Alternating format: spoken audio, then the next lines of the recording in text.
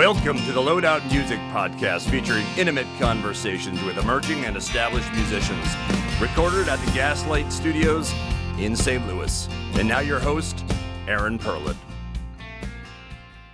Welcome back to the Loadout Podcast. I'm your host, Aaron Perlett.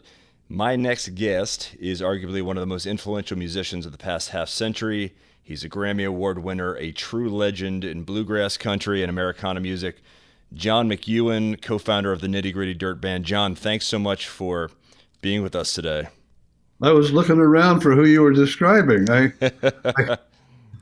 you. Thank you for your kind introduction. You know, when we were talking earlier, you were kind of giving me some self-deprecated rub about how this wouldn't be a very long interview, and I had said to you that it would be as long as, it could be potentially as long as I wanted it to be, because we've got quite a lot to cover. Well, let's get after it, as Como says. Yeah, I think where I'd like to start, before we kind of go back into your career and your history, is just some perspective, because I think you've got some remarkable perspective as to present times, and we're going through such a remarkable shift in the social fabric of this country. There's all these political machinations that are moving around, and when you were coming up in the music industry, there were a lot of musicians who were the voice of the generation and were very active and vocal about pushing for concrete change in our culture. And it doesn't seem like there's that same impact today. Give me some perspective on how you see versus what was happening in the mid to late 60s versus the social unrest that's occurring today. Well, what I see is the comments, the social commentary about conditions, political or whatever's going on, have transferred from music to comedy. And it's the comedy rooms and the comedians that are having more of an impact, like that. Why'd you have to say this? That Muhammad, whoever that guy is I watch him all the time. I don't know, I can't remember his name right now. He's like a Muslim comedian, but he's really quick and funny and good, and he really nails a lot of stuff. But you don't hear it in music. You don't hear "Four Dead in Ohio" anymore. "Four Dead in Ohio," And back then, when some of those songs came out, the radio people wanted to get it on the air because they knew it would do good. Now, no, block them. We can't take a chance. We don't want to lose our numbers. That's not a hit. And the musicians aren't being as forthcoming with ideas or descriptions of bad things. I have a friend in Phoenix that wrote a song called The Cop Song. It's also called Thin Blue Line. And that's a really great song. It's about a different viewpoint. It's about EMT type of people in general. But he won't get it out there. It's actually in about how that woman that got shot was a cop, and she was a mother of two children, and she was trying to save somebody, and it's a different viewpoint. The police activity, nobody thinks that George Floyd deserves what he got. I mean, I don't want to know the guy that thinks he did, but some of the things that are going on, well, just have to enlist better people. What did I would get stopped in LA when I was a teenager, driving along, and I'm 19 years old. It's 1 a.m, and I'd put my hands on the steering wheel, and I'd sit there and I'd wait. "Yes, sir. Hi. What was I doing? What was I doing wrong? I'm really glad you stopped me, because I must have been doing something stupid. You are not going to waste your time." My hands on the wheel. I have to get my registration. If you could shine your flashlight on the glove compartment, there's nothing in there, but I had long hair. Oh, wait a minute, I still do. And it was longer then. And it wasn't like Yeah, pig, what do you want? It wasn't stuff like that. And they were always nice. Yeah. Do you think Yeah. that Of perhaps? course, on the East Coast, I keep my license in my banjo case. And I put my banjo case in the trunk. I said, look, I want to show you my license, but I have to get out. It's in the trunk. Will you follow me to the trunk, please? And they see them, oh, you play banjo? And yeah, my license is down here. And that got me out of nine out of 10 tickets. Do you think that maybe some musicians today, whether it's a cultural thing or it's just a fear, they see bands like the former Dixie Chicks, now the Chicks, who went to London and complained about George Bush, and then all of a sudden they were persona non grata on country radio for more than a decade? That was a weird thing. It was a weird thing, yeah. Country radio shouldn't have done that. It was an indication of too much power to the people in power, and what was happening. And it was a weird thing also for Natalie to say that. Anything. Why are you doing that? Why say that not to the, well, do whatever you want, but to make a disparaging comment about ashamed being from Texas or whatever it was and relating it to George Bush, she could have done that in an interview before the show. But, that might have hurt ticket sales. No, it wouldn't. But I thought what happened to her was bad. Yeah. But, it wasn't. It was just, a little bitty thing. A little band of 3 girls got their careers ruined. But yeah. I spent a month in Russia, and sorry, my computer thing. Do you play music at all? Yes. You know what a 1-4-5 song is, right? Mm-hmm. Well, while I was in Russia, and you can show a picture of the music school. There's a picture I sent you that we did 28 sold out shows, and I wanted to reach more people. Although the shows were 2,000 to 4,000 people, I set up some music schools to go to, and 5 of them in various towns, in the towns we were in. And I had about 200 people in one audience, and how do you musicians record in America? I says, well, get together. Guy has a chart in front of him in Nashville and use numbers, like 1, 2, 3, 4, 5, 6, 7, 8. Use numbers for the chord. You play the 1 chord, the 2 chord, the 3 chord, maybe a 3 minor. If it's a minor, you put a little minus sign. And they got that. Oh, very good, And they'd have a chart. 1, 4, 1, 5, 1, 4. 1, 5. And, well, yeah, but how do they play? What do they play? What notes do they play? And I said, well, they play to the chart,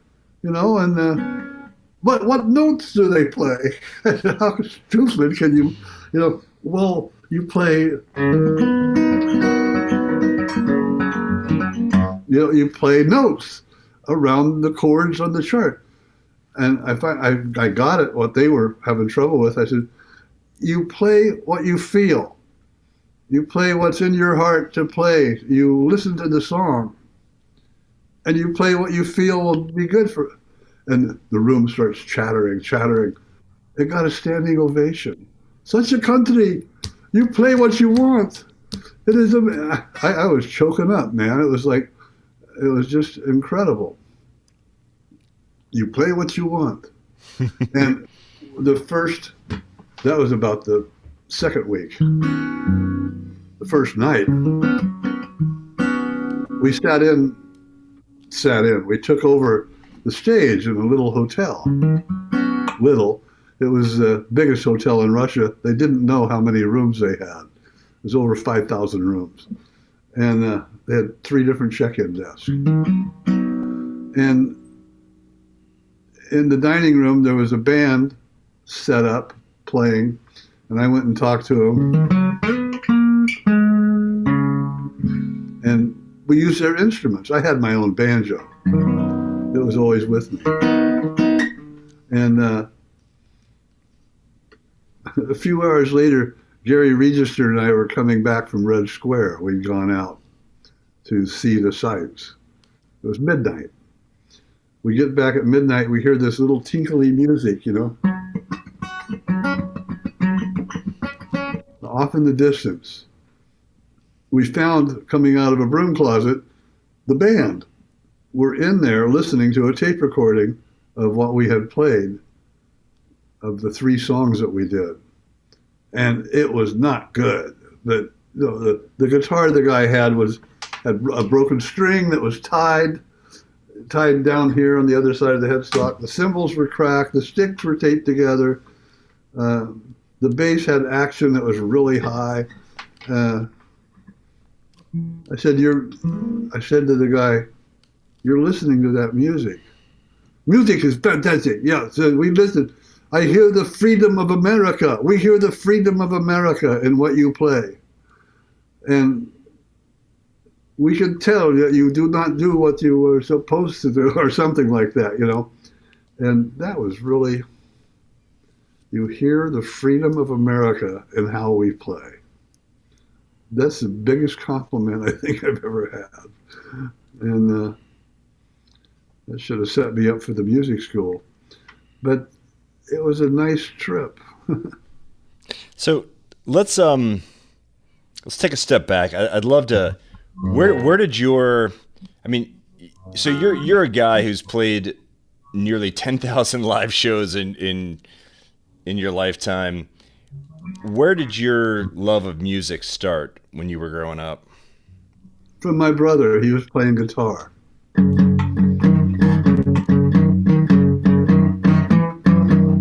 Yeah, I could. What else can I do, Bill? Oh, okay. Well, I'm gonna go back to this. But I learned everything I could on guitar. It wasn't much. I was 17, and at 17 and a half, I went to a club and saw a group called the Dillards, and the Dillards blew me away. And where was this, John? It was in Southern California, Orange County, at the Mon Ami in Tustin.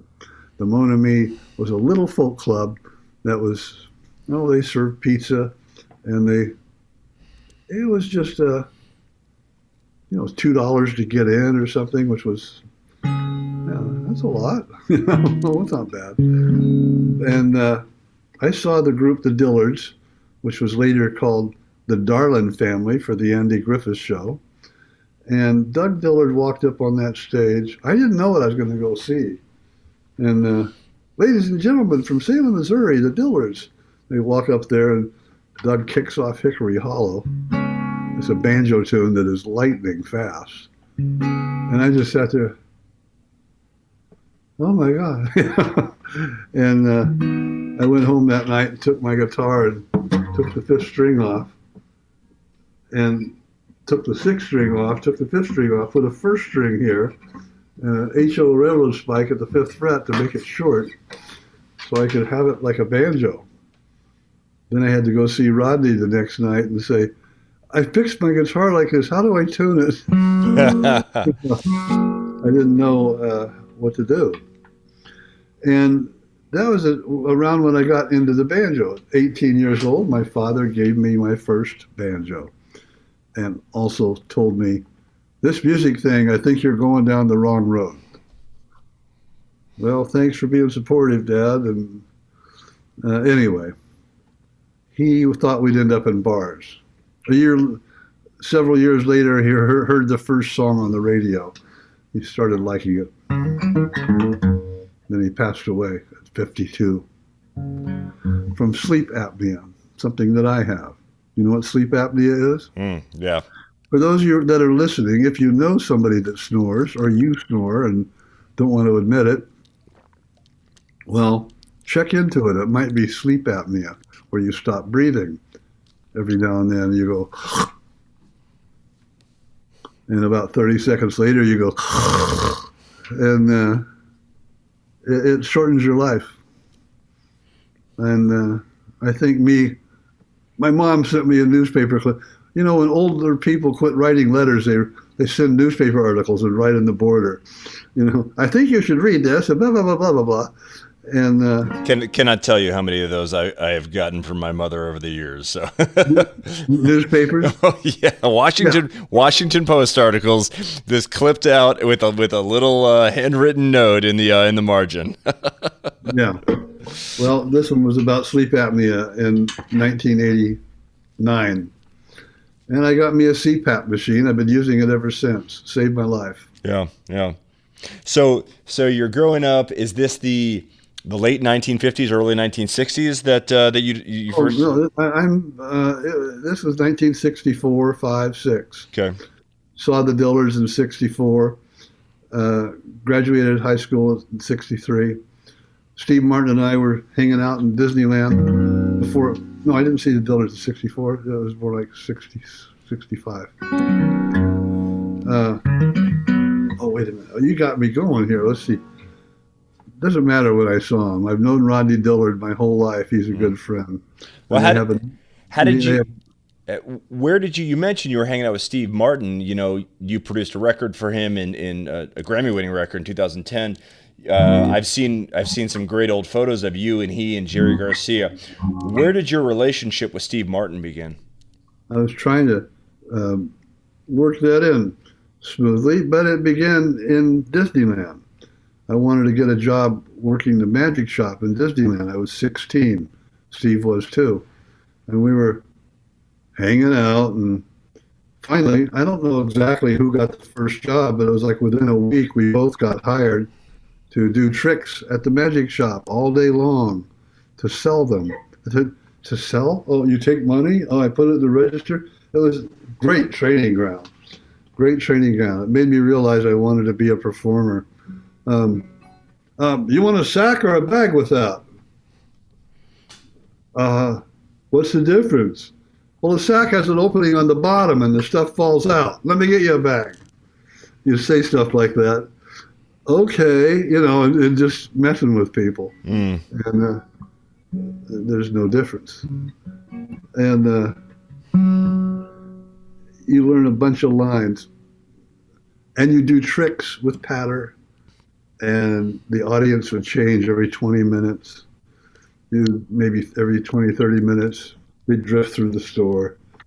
You'd try and snake him. Hey, you want to see the, you know, it was fun. Did you teach Steve Martin how to play banjo? Is that? He says so. That's nice of him. But he was really good. I just learned faster. I could slow down a record and get something off of it quicker than him. It seems like if it was a little lick, like he'd go, "What is that again?" I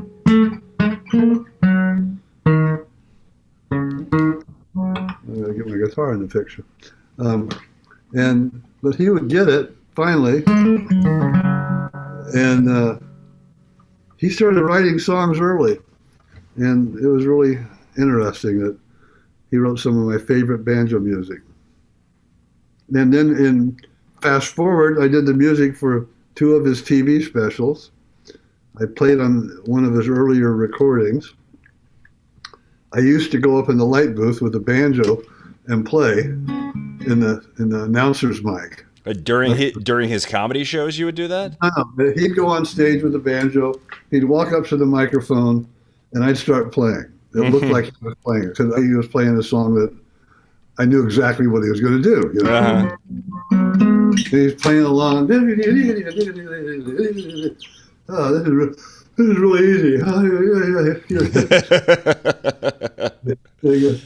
And he'd keep his right hand going. I'm still playing up at the light booth, and he'd take a drink of water, and then we could keep going. And it was really, people were shocked, and that was fun. That's great. So, at what point do do you meet your co-founders of I believe it was Jeff Hanna and Jimmy Fadden, and you ultimately develop and become the Nitty Gritty Dirt Band? Where does that happen in your evolution musically? I was hanging around a music store in Long Beach called McCabe's Guitar Shop. Everybody's sitting around the coffee table when they would show up, after school, during school sometimes, surrounded by books, like you see here, books, and records. A book about Doc Watson. What's he? Oh, there's a record by Doc Watson. Let me listen to that. And you'd hear these things for the first time. You'd hear a flat pick being used, and you go, holy cow. And that's a way to get fast notes. And I was 17, 18. I turned 19 in that store. I turned 20 in that store. Les Thompson comes along. He was 15, 16. And it was just a magic time. It was a magic time. Vietnam was starting to flare up. Churches were burning. Robert Kennedy hadn't been shot yet. People were marching. The Vietnam War was raging. It was a magic time in many ways. All that going on. And Bob Dylan came to town. It was when the Freewheelin' album was just doing something. And I convinced my father to loan me $2,000. He co-signed a note. Because the guy that ran the local club wanted to do a Bob Dylan concert. And didn't have enough money. And it was $4,000. I put up $2,000. I got a good seat. And we made money. I made enough to buy a decent banjo. And Bob came out and sang. I thought, boy, this guy's important. It just didn't know. I was into bluegrass. I heard Bob Dylan. It was a Freewheelin' album. He was barely on the radio. His album was selling. It was an interesting time. I ran into him a few times over the years. That was fun. Yeah. He never knew about the banjo.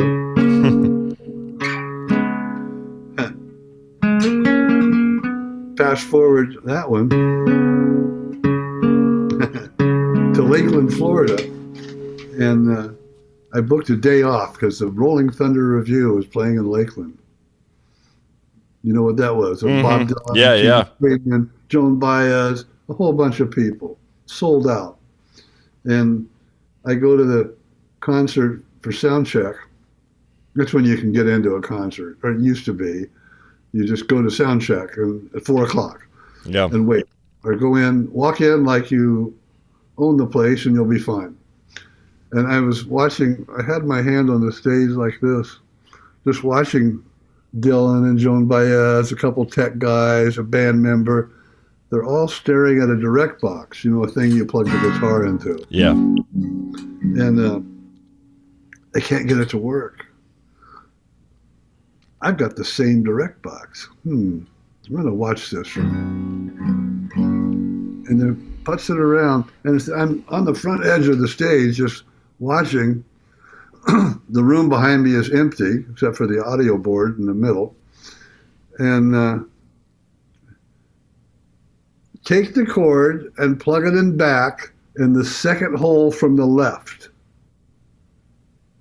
And Bob Dylan looks over at me and goes, do what he said. I felt really big then. It was really good. And she plugged it in. The room filled up with her guitar. And he looked at me and went, thanks. And it was pretty cool. It's a good in with Dylan, huh? Oh yeah, I was really. We were like this.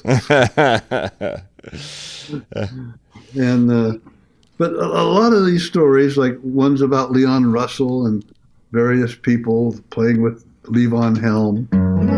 Yeah. They're in a book called The Life I've Picked. And the book has been doing really well. Right. And you released that. That was from 2018. That was your autobiography, Yeah. correct? Yeah. It took a little while to get going, but it's doing really well. People make nice comments about it. I got over 100 or so 5-star reviews. Thank you, everybody. Yeah, no, I mean, if you look at whether it's Billboard or Bluegrass Today, Elmore Magazine, No Depression, you'll find some great reviews about this book. Oh, good. Oh, you're advertising for me. Thank you. Yeah, I took 10 years to write it and a year to edit it. And I finally thought of a title. I was getting ready to turn in the final manuscript for Work in Progress. You know, I was named it, didn't have a name. I needed a title. I went downstairs, I looked at my 2-3 pages of titles that all sucked. And I'm going, it's like midnight. I'm going to sit here until I think of something for this life I've picked. You've been hearing from John McEuen, co-founder of the Nitty Gritty Dirt Band. We're going to take a quick break to hear from one of our sponsors right now. Have you ever been to town drunk? Come on, give yourself more credit than that. At the very least, you've embarrassed not only yourself, but your better half at some type of party or gathering. And guess what? For about 30 years, I was that guy. This guy. Always too much to drink, always the worst. But I love the taste of beer. Not crap macro beer, but real beer. Which is why I drink Well-Being's Hellraiser Amber and its IPA. They're the only high-quality craft non-alcoholic beers in the market and a proud sponsor of The Loadout. Visit wellbeingbrewing.com and use the code LOADOUT at checkout for a discount. Now back to me doing my best to ruin what should be a great experience with our amazing guest. We are back with John McEuen, co-founder of the Nitty Gritty Dirt Band. John, before the break, you were telling me that you had met your bandmates in the band in the Nitty Gritty Dirt Band at a local music store in Long Beach. So how does you guys meet in this store? How does this collaboration come together? Is it you guys start jamming together and you're like, this is good stuff, we need to grind this out and work on it, or is there something else? I don't know. You know, you're sitting in a music store that has a coffee table. You got a cup of tea there or something, and you're reading the book. The guy sits down next to you with a guitar, starts playing. You find something to play along with. Mind if I pick with you? Yeah, sure, go ahead. And then another guy comes along and he's playing washboard or harmonica, and after about 2 years of that, you might know 8 or 9 songs together. Let's do Shimmy Like My Sister Kate. Okay, and it just I was 18, 19, 20 years old when that was happening. Les Thompson was 15, 16. Jimmy was 17 when that started. Jeff was 18. Ralph Barr was, very young. And we just wanted to play music. And that evolved to, Les Thompson and I had our first group, Wilmore City Moonshiners, a bluegrass group that was kind of a clone of the Dillards. Not a very good one, but, and very young, a 4-piece band. That lasted about a year. That broke up. We quit. I went and played with Michael Martin Murphy. Mm-hmm. You might remember him. Mm-hmm.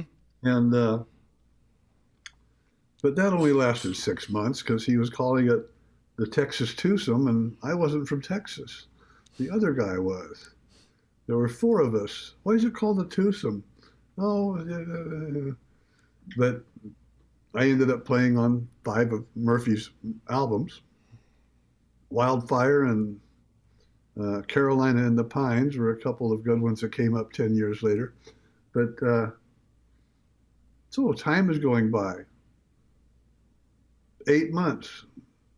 Les calls me up and says, hey, the guys at the store are putting the band together. You want to be part of it? I think you should. What's it called? Nitty Gritty Dirt Band. Oh, you got a name? Okay. And they've been together about 2 months, and I taught them one of my songs, of which I had 2 at the time, and I entered a banjo contest and I won the Topanga Canyon Banjo Contest and I figured, well, if they're backing me up and I won, this is the group. I found my group. Okay. And we started practicing. I said, look, if we're going to do this, I kind of had to drive them a little bit to practice or set up the times, and that was okay. Somebody had to do it. And then 2 months into it, I got my brother to start managing us. And he was really adept at that. He got us a record deal, turned down by every label in town. Second time around, one label goes, one producer, Dallas Smith, says, I think I hear something in one of the songs we were doing. It's not that jug band stuff. It's Buy From Me the Rain. That sounds like a hit. And very folk rocky Buy From Me the Rain. And it was top 30. And it got us on shows. The band started, album 1, 1967, February 7th. And the rest is history.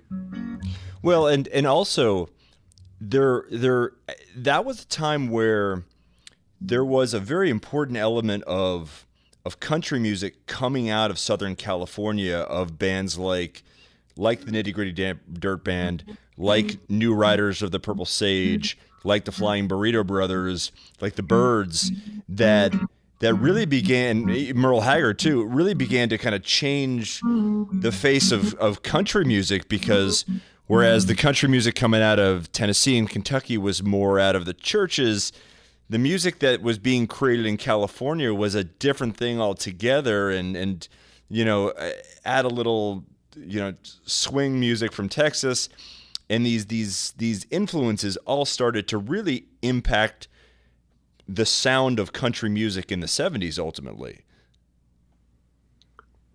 The Burrito Brothers didn't come along till after the Dirt Band was doing it a couple years. Yeah. And the Byrds didn't do Sweetheart of the Rodeo until late 60s. And it was just, there was a certain group of us, not consciously, but just trying to play music we liked. What the Dirt Band liked was a little more jug bandy, and then every now and then a folk song that had intelligent lyrics. It wasn't Michael Row the Boat Ashore. I never understood that one. Michael Row the Boat Ashore. Hallelujah. Oh, hallelujah. He knows how to row a boat. So why is he taking so long? Why is he rowing the boat? It's like, you know, Sister Susie, trim the sails. Okay, is it a sailboat or a rowboat? Stuff like that really bothered me. You sound like Larry. You sound like Larry David. This could be a Seinfeld skit, you know. Yeah, well, I feel like Larry David a lot. Yeah, it's like some of the folks. I don't want to work on Maggie's farm. Well, you never did work on Maggie's farm, you know. You don't know. Yeah, it's just weird. But bluegrass was clean and fast. Yeah.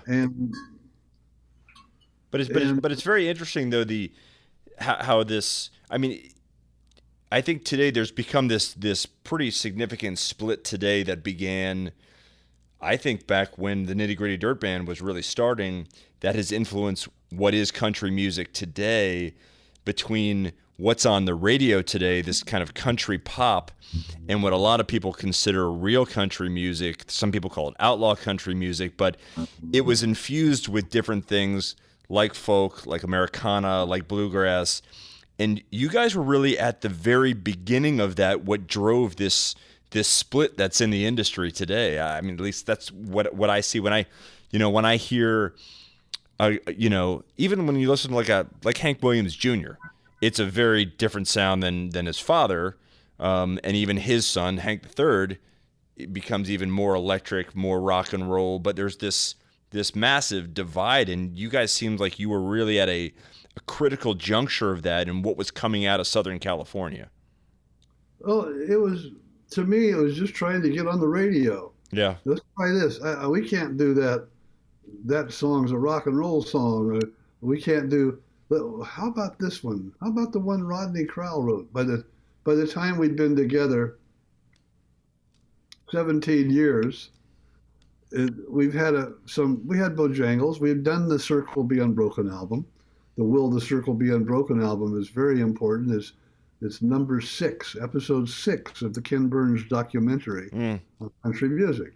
And I kind of host that at the end, the last half hour, and take people through it. That's really neat. And the lyrics needed to not be about bars, not be about women all the time, and had to change. And by 1980, Rodney Crowell had sent me a song for me to play for the band. And anyway, it was just him and Roseanne. And that should have been on the radio. And I listened to it, and I took my guitar and put it in D tuning and played the banjo on it. What I mean by that is thumb, index, thumb, middle. Thumb, index, thumb, middle. Thumb, index, thumb, middle. You do that.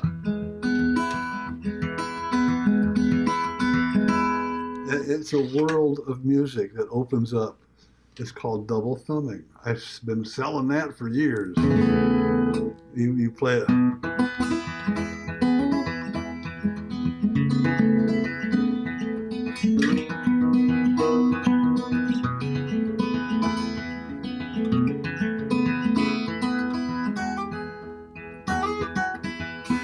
And if you go in the studio and the guy's singing the song in that key, start singing, way back in my memory, there's a scene that I recall.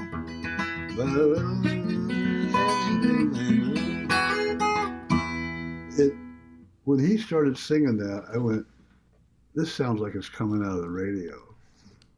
Jimmy Ibbotson sang the crap out of that song.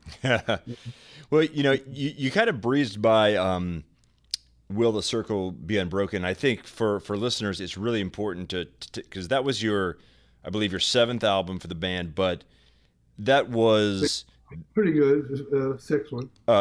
6th one. So 6th one, but that is one of those albums in history that people remember because of, one, its excellence, because of the contributors you had playing on it, ranging from Roy Acuff to Doc Watson, Earl Scruggs, Maybelle Carter, a lot of other folks.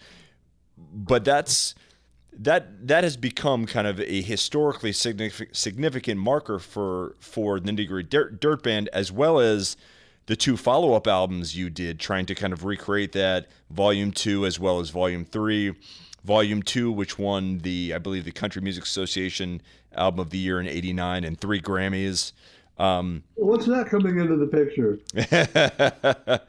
Yeah, I mean, it's one of those records that is meaningful in a historical context, though. And, you don't say that about a lot. There's only a handful of records. There might be 100 that you can say that about. And it's the dark side of the moon of country music, for sure. Yeah. Always on the charts. Since the Ken Burns show first aired last September, this has been in the top 3 on 3 different Amazon charts. It's number 1 today on the Bluegrass chart. Well, and I mean, going back to...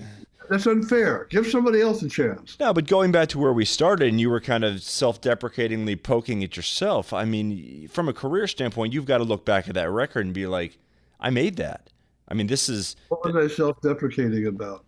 Just about the length of how this interview could be short and because of your career. Oh, but I mean, yeah. But I mean, the reality is that I could do a whole interview on the Circle album. I mean, you could do a couple movies on your career, but that happened to be one of those inflection points that it's pretty noteworthy in terms of Good. I'm glad you brought it up. Yeah, just the impact on music culture and just music in general. Just things come from simple questions, simple requests sometimes. Don't be afraid to ask. You out there watching this interview. You got an idea? Don't be afraid to ask. It doesn't matter if the guy's on the radio. He's only there for a little while. You know, don't be afraid to ask somebody. And I was driving Earl Scruggs, who was pretty big time to me in 1970, back from a club in Colorado, back to his hotel. John, you take me to the hotel, that'll be good. Yeah, I'll take you, Earl. I'm driving along, and I said, Earl, would you mind recording with Nitty Gritty Dirt Band? He said, I'd be proud to. And I almost fell out of the car because I'd been working up my nerve for 5 days to ask this question. And Doc Watson was playing there the next week. And I'd already talked to Merle Watson a few months earlier in LA, and I wanted to meet Doc at a concert. I was just a fish in the pond, and I didn't know Merle. I got to know him with Nitty Gritty Dirt Band. Bojangles, Some of Shelley's Blues, House of Pooh Corner were hits from the Uncle Charlie album. And that had been on the radio as they drive around in their cars. You know, Mr. Bojangles is on the air. And they were aware. They were aware that the sons of these players, Jimmy Martin's son, Maybelle Carter's family, they were aware of the dirt. Mama, you ought to listen to this. You like this. She always called, the Nitty Gritty Dirty Boys, yeah. You know, they were used to funny names in those days, Skillet Liquors. And I asked Doc Watson. He was there a week after Earl. And I went up, Merle, Earl said yes last week. Well, I got to introduce you to Daddy because this folk music thing is kind of dying out. That sounds like a good project. Doc loved the idea. I told my brother, he got a hold of Merle Travis. We told Earl to see if he could find Maybelle Carter, and that wasn't hard. And it just came together. 8 weeks later, we started recording. 6 days later, we'd laid down 34 songs. Done. Mm. So I know we're kind of in a weird time where nobody's playing out right now, but do you ever, I asked John Oates about this, about when he and Daryl toured together. Do you ever, you had mentioned your hit, Mr. Bojangles, which of course was written by Jerry Jeff Walker. Do you ever, you're on stage and you've got this wealth of music, in your hip pocket that you've made over 50 years, 55 years really. And you've got people yelling, Mr. Bojangles, Mr. Bojangles, and you just kind of shrug your shoulders like, I got so much stuff I want to play. Or do you, as an artist, do you embrace that people think of you and love you for that song or for a particular set of songs that there's an expectation that you need to play when you play out? First of all, from day one to day now, I love that song. I can't sit around the house. Honey, you want to hear the song about the dead dog again? So I go out to play that for people. I don't sit around the house playing it. I get to go exercise Bojangles that night for a good 4 minutes. And I think of it like Tchaikovsky. If you are a piano player or an orchestra guy, you get to those well-known pieces and you like to play them. Then I like to play them because I work for the audience. I always, in those days with the Dirt Band or whenever, I would always think, I wonder how many people had the ticket on the refrigerator. a month before, 2 months before. Oh yeah, I'm going to go to that show. That's an important thing, that to be that much a part of somebody's life. Or yeah, and I always tried to play a show I still do, but for that person and the person they bring, because the person they bring, okay, honey, I'll go see a Barry Manilow concert with you if you take me to the Grateful Dead reunion. Okay, I'll go see the Dead reunion. What's it called this time? And half the people don't want to be there, possibly. And you got to entertain them. I really like that guy. I never heard of him. I think he's pretty good. I told you you'd like him. That kind of thing needs to happen. And fortunately for what I do, it seems to happen. Well, since you get your guitar in hand, and why don't you play us a song that you want to play, that you love? Audience be damned. Let's hear one.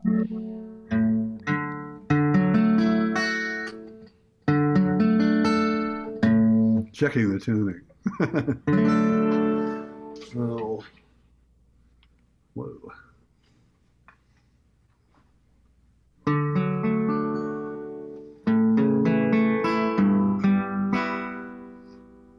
Maybelle Carter in the studio.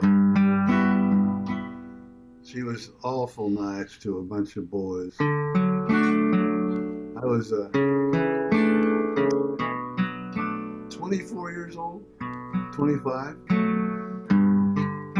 when we did the Circle Be Unbroken album. I'll always be grateful to Earl Scruggs for calling Maybelle and seeing if she'd want to jump in. Because it wasn't an album yet. It was just a bunch of guys from LA recording a bunch of songs. One of them was a banjo player. And Maybelle had this song that I had grown up with musically from the time I was 15. It applies to now.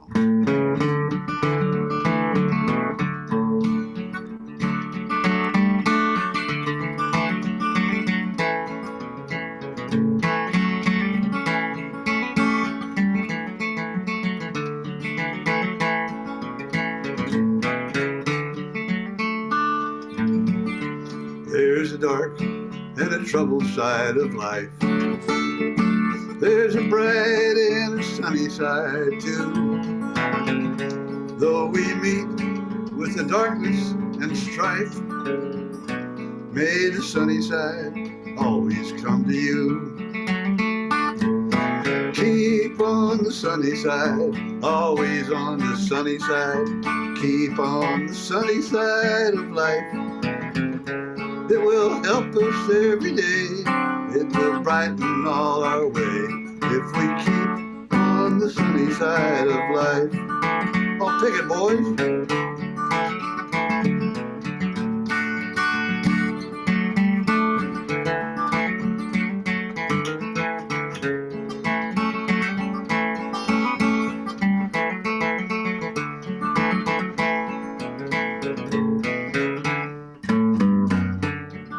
One of Maybelle's lists.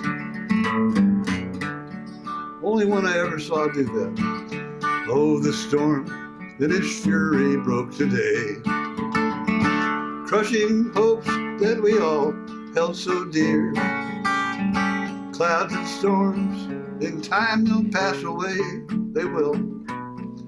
The sun again will shine bright and clear. Keep on the sunny side, always on the sunny side. Keep on the sunny side of life. It will help us every day. It will brighten all our way if we keep on the sunny side of life.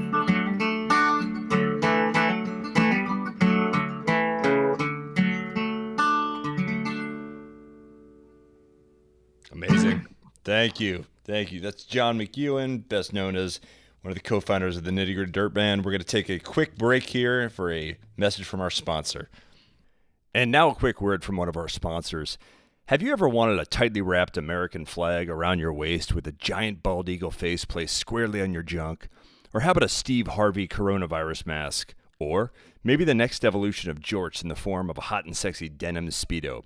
But maybe, just maybe, you're dying for a pair of Kansas City Chiefs overalls or even leopard pants. Yes, yes, yes, and most definitely yes.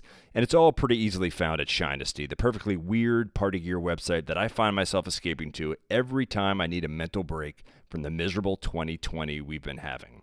So check out our new sponsor at shinesty.com. That's the word shine, STY.com, and use the code LOADOUT15, that's LOADOUT15, at checkout. Now back to this less than spectacular show.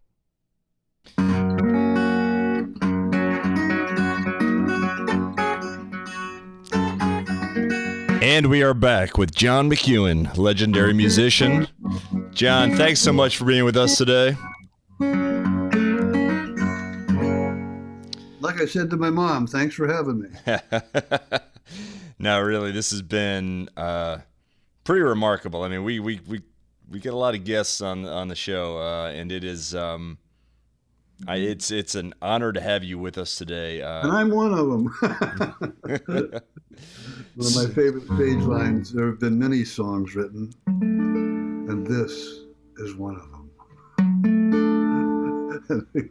This is one of them? That's all he has to say? Yeah. Anyway, go ahead. So,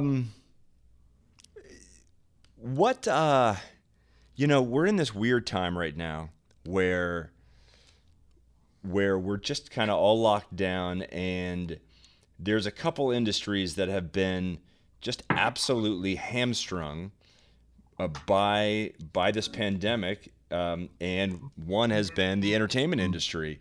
And I talked to countless artist after artist, and also production folks and touring folks. And it's just created just a hell of a situation. And for a guy like you who's played near 10,000 shows and has just made a life touring, this must be just kind of a remarkably strange period of time for you. It's not common. Yeah. I know that. I have a couple of shows that I'm playing. I'm pretty okay. Social Security, a couple little pensions. I'm 74. And I'm working on stuff that I wouldn't have time to work on otherwise. I have to think back, way back, sitting around the guitar store in McCabe's. There was no place to play. We didn't think about it. Hey, they're opening a club up in Hollywood. It's called the Troubadour. The Troubadour? Let's go check it out. Hey, they're opening another ice house in Pasadena. The ice house was a 90-seat room that did comedy. They opened one in Glendale. It was 200 seats. I know the guy that opened them. Now I do. First guy to hire me. And first guy to pay me. Not the first guy to hire me. Two different things. And Bob Stain, I still work for him sometimes. He has a little 50-seat room in Altadena called the Coffee Gallery. There's a plug. Coffee Gallery, go there as soon as they open in probably May. But back in those days, there was no place to play. A place would open up. The Golden Bear, it opened up in Huntington Beach, 1966. Golden Bear opens. It changed the world of music. 220-seat club gave people a place to play, from Janis Joplin to, I can't think, I have to go get my Golden Bear book, to all Hoyt Axton. Bob Dylan did not play there, but the owner of the Golden Bear is the guy I did that concert with. Anyway, there was a place in Kansas City to play called the Village Vanguard. It held about 180, but that was it. Except for Johnny Mathis comes to the Auditorium Theater, some big name. And I'm talking about 60s, early 60s to mid 60s. It was such that when we finally had that first hit record, that was Buy For Me the Rain. It was, oh,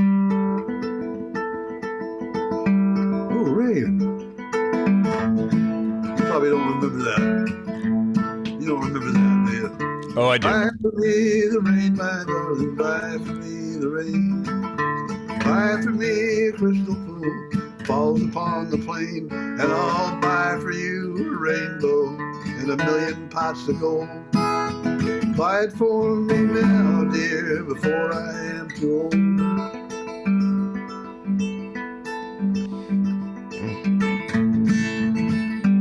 That was the one that Dallas Smith had heard. And we ended up on a football field in 1967. You're sure a good interviewer. You don't say much. My job is to listen and let you roll. So, in 1967, we're on a football field that has 10,000 people in the stands, probably 7,000. But also on the show are Jefferson Airplane. Also on the show were Buffalo Springfield. wow. Also on the show was The Doors. Oh, and the Byrds. Oh, and the Association. And the Nitty Gritty Dirt Band. And it costs, and a couple other groups that you don't remember, it costs $6 to get in. Whereas $6. Today you go see something like that that features acts of that significance, and it's going to cost you $300 for some type of weekend concert ticket. Yeah, yeah. It's I got on and got off as quick as I could. We got on.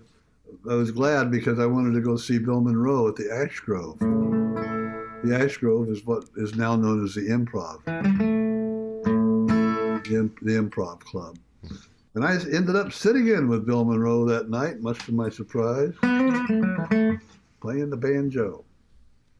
And I don't know if I answered your question. What was your question? You know what? The story was worth it. It doesn't matter what the question is. But I've got a question for you. So, you are a certified banjo expert as far as I'm concerned. At least you're the most dignified banjo expert we'll ever have. So here's a question for you. We were talking about making music earlier, and I told you I play music. So I bought myself actually my wife bought me about 2 years ago. There's different types of banjos, and 4-string, 5-string, and there are 6-string banjos that you can actually tune just like a guitar. That's a guitar banjo, yeah. Yeah. So can you talk a little bit about the differentiation, because there's some historical significance that some banjos were actually used in jazz music in the 1920s, and I've seen some music purists, especially folk musicians, who kind of sneer at that guitar banjo, but I love playing it because I can play it and I can tune it as a guitar. So for someone who's as ill-informed as myself, it's a valuable little tool in the chest. Keith Urban plays one, guitar banjo. Yeah. And I think it's neat. And the 4-string banjo was invented as a rhythm instrument because it was loud. Those suckers could pop. And for the for this one.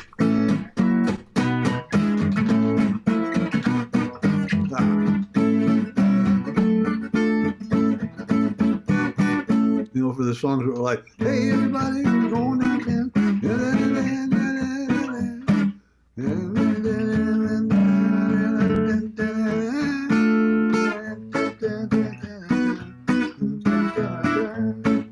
And for the 30s music, 20s and stuff, they needed somebody that you could hear off that stage.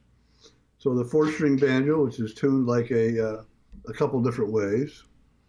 One, and then there was a ukulele banjo, and the guitar banjo came along. You could hear the guitar because it was a banjo, because the guitar isn't quite loud enough.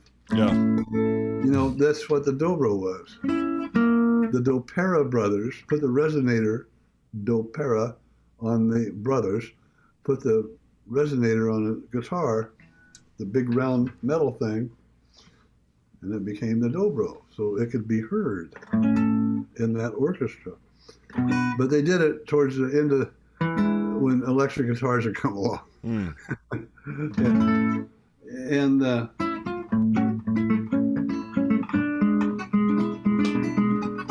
you couldn't hear the guitar player if he was playing like that. If he was playing.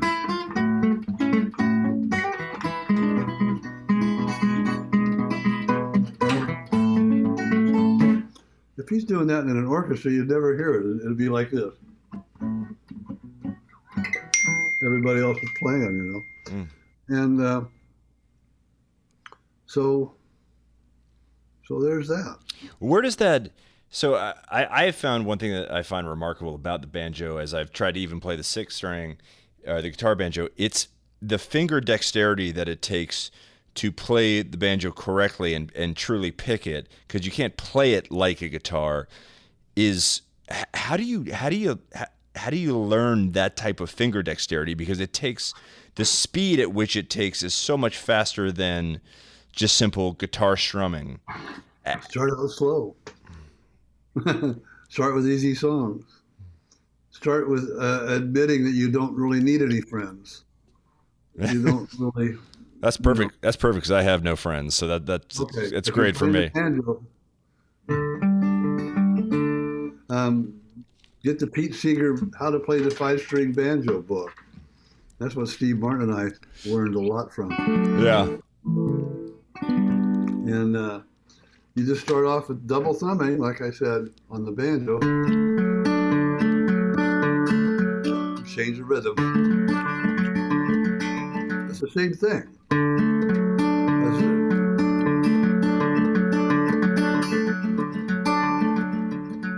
I'm not getting my hand in there. Yeah. Anyway, and then change some chords and good luck. Yeah. So throughout the entirety of your career, I believe you've done roughly or more than 40 albums. In 2000, I want to say 17 was your most recent record, Made in Brooklyn, which was critically acclaimed.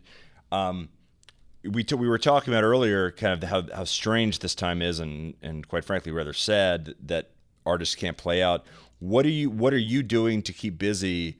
Are you working on new music? Are you writing? I know you've got also an illustrated book. That's people like what I'm doing, or have liked what I do, or like this right now. If you've lasted this long on this interview, there must be something that says that you like it. Yeah. I've done the story, The Mountain Whippoorwill, is just a minute. Be right back.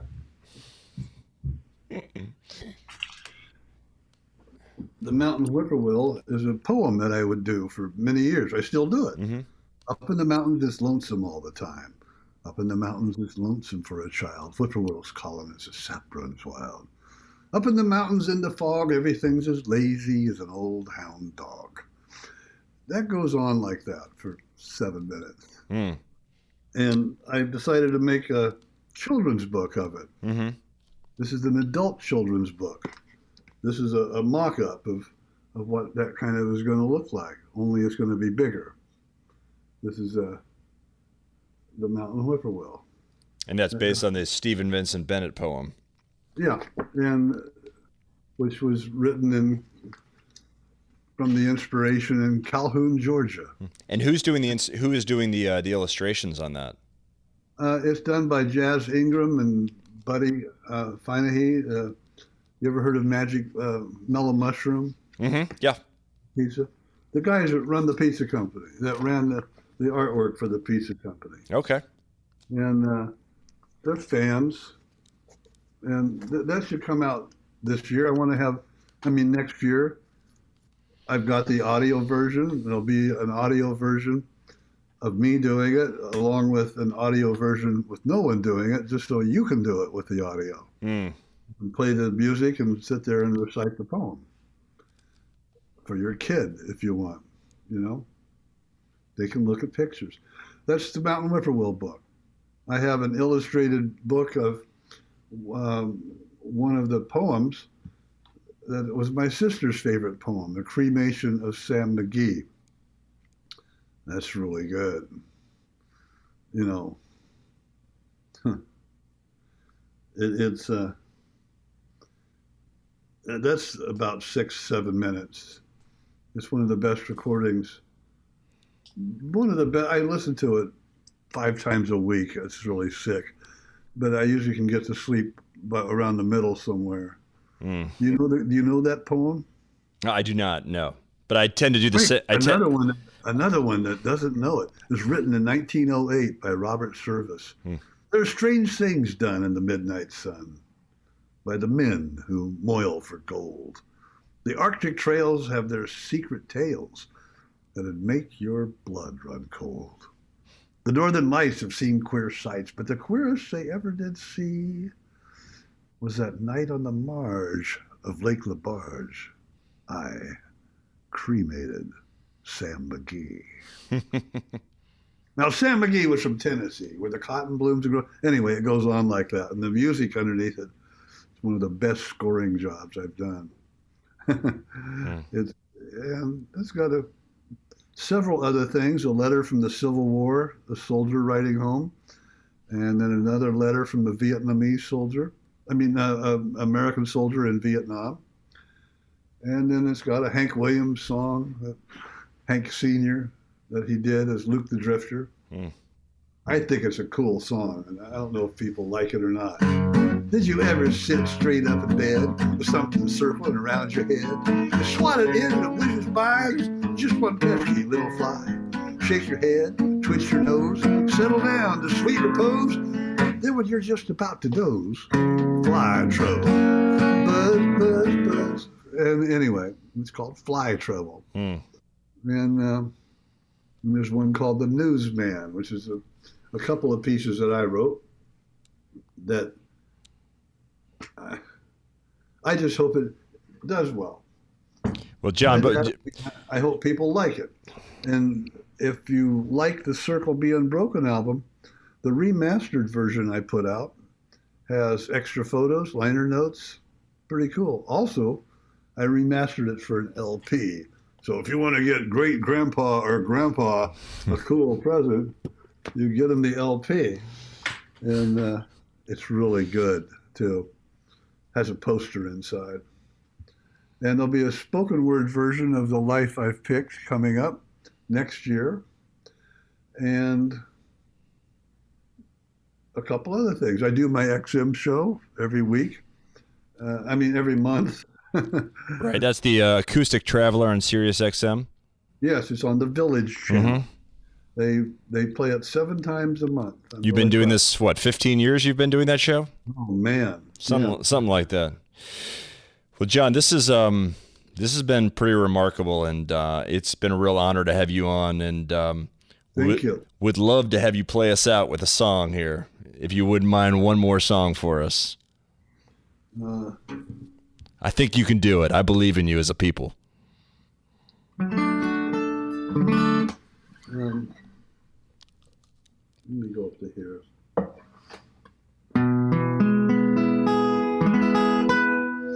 It's kind of a banjo-y guitar song, but let me just play it. I was sitting in my place where I live, my parents' house, in 1964 or 5, and Doc Watson was on the Hootenanny show. And my dad looked at the TV and says, "Now how a guy like that can get on television, I'll never understand." I realized then there was a little split.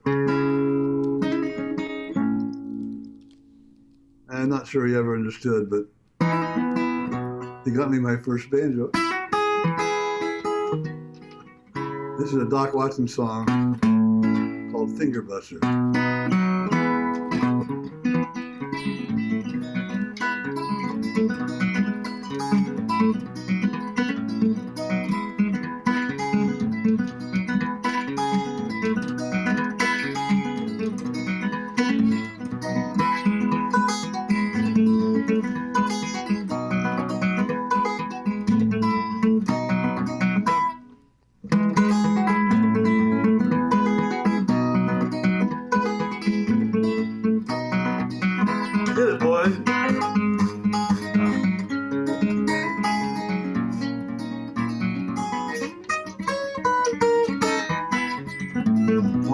good.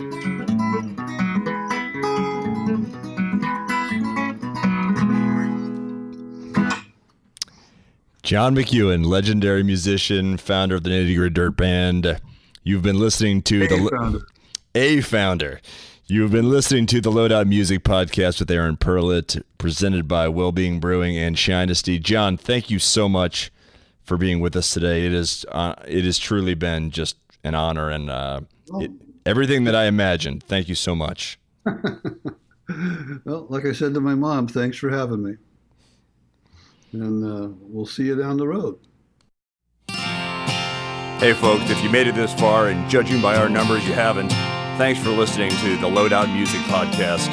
You can always find us at loadoutmusic.com and wherever you like to get your podcasts like iTunes or SoundCloud. And of course, as always, thanks to Gaslight Studios for hosting us. Have a good one.